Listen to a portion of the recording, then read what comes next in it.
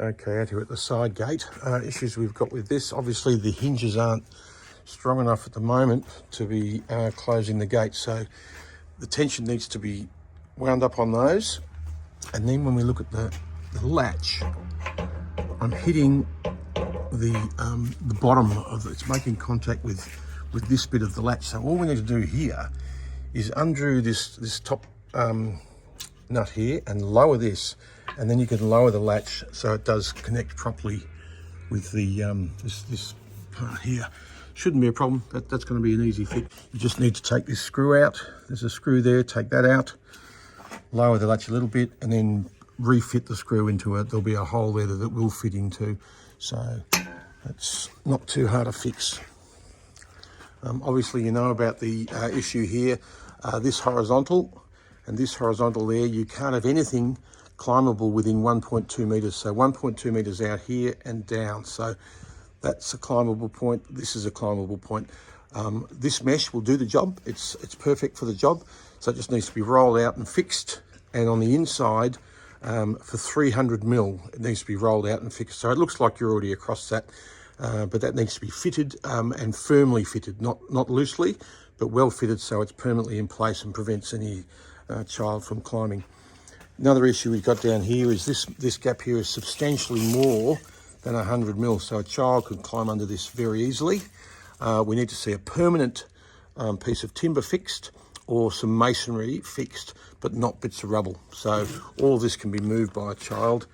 Okay, at the right-hand side gate, just an issue, the gate's working. I've tightened up the bottom hinge and it's working okay. The issue here is with the latch. Now I've got this, I have to measure this with 24 kilos weight down on the gate. This is substantially less than that, but when I'm there, this latch is not quite coming together. The reason for that is a simple fix. This gate, again, like the other one, just needs to be dropped down. One more thing we've got here, just a gap underneath here. It needs to be less than 100, that's about 150. So you'll need some timber or masonry, but probably a piece of timber mounted to the underside of the aluminium will do the job. Okay, we're out on the right-hand side here. Biggest issue we've got here is that all of this retaining wall needs to be a minimum, if it's to be a pool barrier, of 2.4 meters. Now, I think at the highest point, this whole thing is about 1.7 meters. So it needs to be much taller to be considered a barrier, which means that there needs to be a barrier on the high side of it, a 1200 mil pool fence, which currently isn't there. Now, we could then look at your boundary fences, but I noticed at the back there's not a pool compliant fence. Certainly on the right hand side it is, but the conversation will be about whether we just put a pool fence all the way along from one side to the other.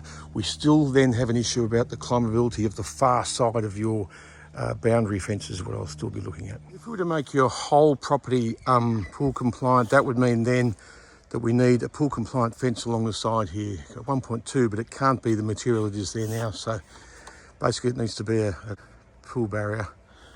The alternative is that we've got one coming on down here at 1.2 high. Your two doors, the windows are all fine, they're limited to 100. The two doors will need significant work. So just to show, this is fine. The latch is in the right spot. It's 1500 on the inside, but the closers just aren't doing the job they're required to do. And that is for the door to close from just open. That must close. So there's some work to be done there. And the same applies to the other one. Pretty much the same thing, I think.